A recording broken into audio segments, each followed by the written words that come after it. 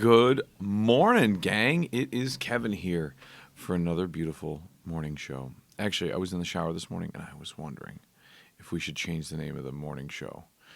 Just because they're like they can be long. I try not to keep them long, but I'm wondering if just because they are like the morning show, if we should come up with like a new name for it. Because we just call it the morning show, right? Like, it's not like the morning Joe or whatever. It's just, especially, it hurts because my name isn't Joe, so why would I call it the morning Joe, right? So then, what's the other thing that we could call it, right? Because it's so quick, maybe like the morning quickie. I don't know. There's a lot of there's a lot of thoughts we could have out there. So let us know in the comments below if you think we should change the name of the show. Not the name of the channel or anything, but just the name of the segment, which is the Monday through Friday morning show. So obviously we still have our themes, like our life themes, which are every month, and we still have our what's the other one that we have? The Monday motivational Mondays. So that's obviously a theme to the morning show. We're not going to change that. Much to your chagrin, we are not going to change that. But yeah, let us know in the comments below if you think that we should.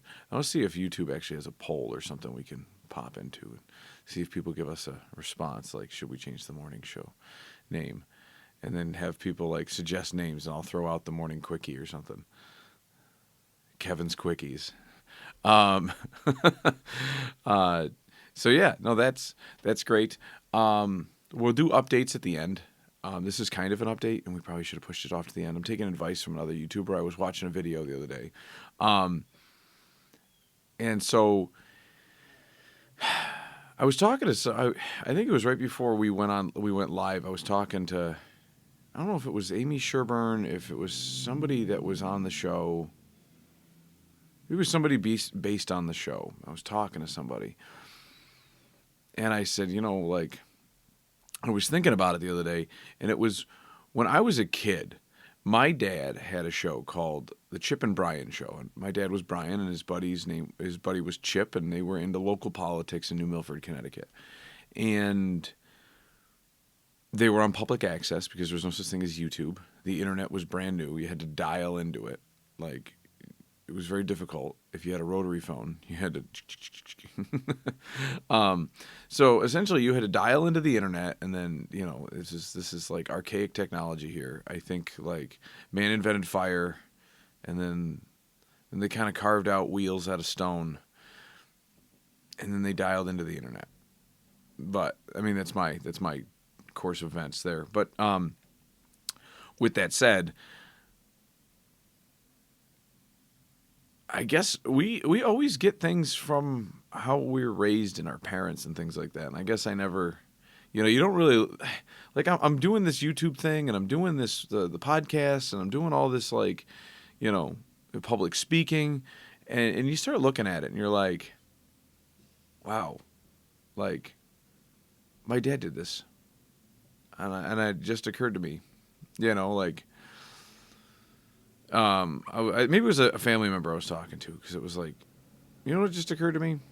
Dad had his own TV show for a few years with his buddy, and they'd bring on political people and interview them, and it was controversial because, like, they would speak their piece in one show and then interview the guy, or they would talk about local topics. They'd bring homeowners on the show, and it's like, I have no idea where Kevin gets this from. So, with that said, that leads us into the next portion, is that, like, my daughter's been talking about starting a podcast, and I told her to get me some information on it. Obviously, they're going to be highly supervised and scrutinized with their whatever they're trying to do. Whether it's is it a talk podcast? Is it a vlog? Is it, and then Lachlan and Lennox just follows behind Lachlan because he wants the same thing, and he wants the same thing. They both want a gaming channel. And so last night, after they got home from church, that was Wednesday. After they got home from jiu-jitsu, we went through their we did some research. We went through and we watched some YouTubers and stuff like that. And that's fine and all. I just, as long as he's like, and I was showing him, I'm like, we're not going to start right away. I said, you're going to do research first. You're going to look into it. You're going to find the niche, the demographics. You're going to listen to what other people have to say before you and then we're going to formulate a plan, and then you're going to present your plan to me and your mom. And so, like, he seems to be the one that's making the most headway with it. Quinn let it just kind of fall by the wayside, and obviously Lennox is just following in Lachlan's coattails. So we'll see how that pans out. I don't know why these kids want a podcast. It doesn't make sense to me. Why? Like, it's not like there's anything else in their life that is driving in this direction. How come every kid doesn't want a podcast? Oh, it could be that their dad is doing it, and they want to be just like dad. And that sounds really sad when you look at it from my perspective. Like, I was doing this, and it didn't occur to me that my dad did this. Like, my whole life was just like a shock jock guy. Which is funny because he knew who Howard Stern was, but he never watched him. Like, he didn't want to pay for a service to watch him, so it's one of those, like, But, yeah, I guess the sins of the father, I suppose. The sins of the father. But, and actually going down that rabbit hole of where my dad started his, with his Chip and Brian show, I was almost like, I got to find out when the show aired.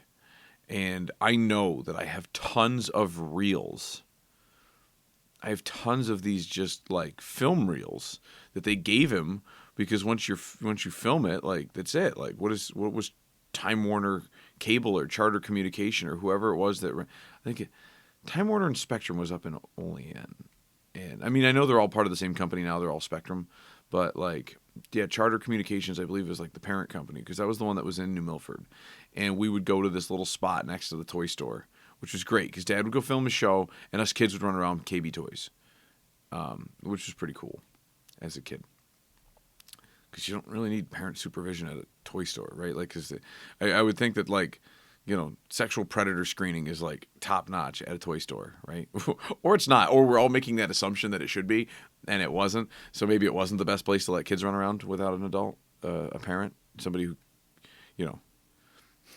it is what it is. But I digress. So I have just these tons of reels, and there was one, and I brought this up to both, like, I think it was my brother. I brought it up to my brother, and I think I brought it up to Amy Sherburne and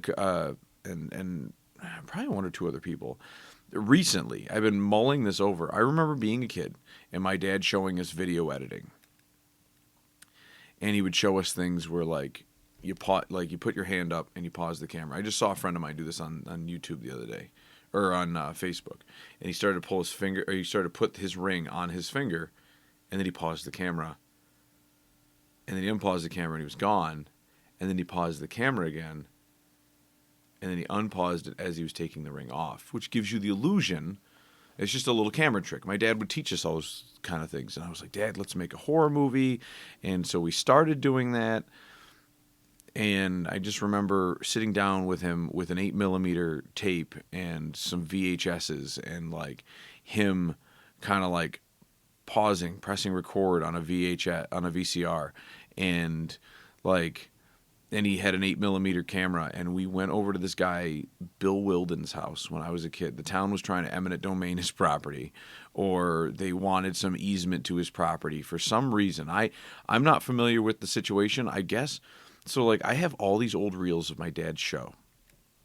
And it'd be great to kind of restore them and have an entire, like, video log on the channel, like, of just the old shows. I think that would be cool. That was always something like a feather in my, like, something that would be really kind of really interesting. And I don't know, this thought popped in my head. It was like, man, I could start naming names of, like, political figures in New Milford, Connecticut, just because they would be on my dad's show. My dad was on the board of finance in New Milford for like 10 years or something like that. And he would help run campaigns for like mayoral candidates and school boards and like I said, I don't know where I get any of this. Like it's not like my dad did it.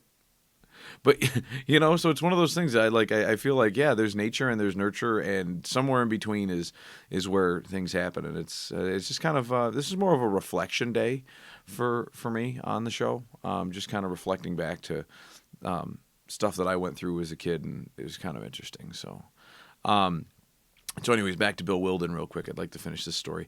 So Bill Wilden had this issue with the town, and my dad brought him on the show. But he opened the show with this scene that we made. And this will give you a little bit insight into my dad's flair and where Kevin's flair comes from. My dad had me pretend to be a lawyer and I'm like an 8-year-old kid, 10-year-old kid, and he'd be like, I wore one of my dad's suits. He had them all rolled up and pinned. He had my mom pin me up, and I had a little tie on and the whole nine. And I showed up at Mr. Wilden's house with a briefcase, and I said, Mr. Wilden, I'm from the town, and this is our final offer. And I handed him the briefcase, and he goes, me and my wife will have to discuss this. And and him and his wife are there at the door, and nice little house. I vaguely remember it, but I do remember it being a nice house. I remember the yard because that's where we filmed, like the front driveway where all the trees were. There's some trees in the middle of the driveway. So Mr. Wilden goes, well, we'll have to review this, and he slams the door in my face, and then we pause.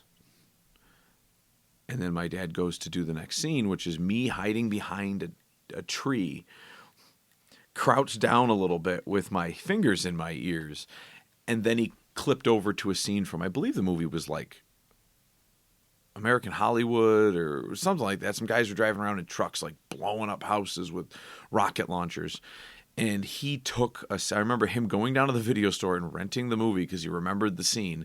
And he took a clip of the house blowing up, one house blowing up, and he just used that as stock footage. He just took it off of some VHS, and so he started segmenting these manually using a VHS, and then he was able to play that on the air as, it was the 90s, so he plays that on the air. And it shows it looks like the town was so aggressive to getting Mr. Wilden's property that they were willing to blow up his house and kill him to take the land. And was the town really trying to do that? No, but it was shock jock value, and that's really where it all came from. So it was one of those and it was humorous, and it's a little kid. You could tell that it's staged. There's no impersonating a lawyer for the town. It was he's 9, he's 8, whatever. It was very humorous, and I was actually just telling some people I need to just dig up some of this. It would be great to try to find that scene because I know it's on a reel somewhere, and I have this machine that's sitting in his old apartment that I had with his stuff I have to go through, which I don't have time to do, but I got to make time. And I have this machine that God knows if it works and how I'm going to connect it, but apparently I can put the reels into it, and that's going to be a whole effort in and of itself. And I know he also has some old 8mm with some of the stuff backed up onto it. So for every reel, it's probably the originals, and then any 8mm or any VHS would be something that was something he would have replicated off of it, or he had my mom record it at home on the VCR. We got it. They're waiting for Spectrum to produce us copies is too long, and blah blah blah. So. But there's your nice little Friday trip down memory lane. And so here's for the update section. This evening, we have Miss Sonia McCall on the show. And she is the alderman for Ward 4. And yeah, so she'll be on this evening, and we will put, as soon as that interview concludes, we'll do what we did with Amy and everybody else, and we will finalize them, put them up online. And you'll get to see that back and forth with me and Sonia today. So, all right, guys, we'll catch you tomorrow. We'll catch you later this evening on Life22.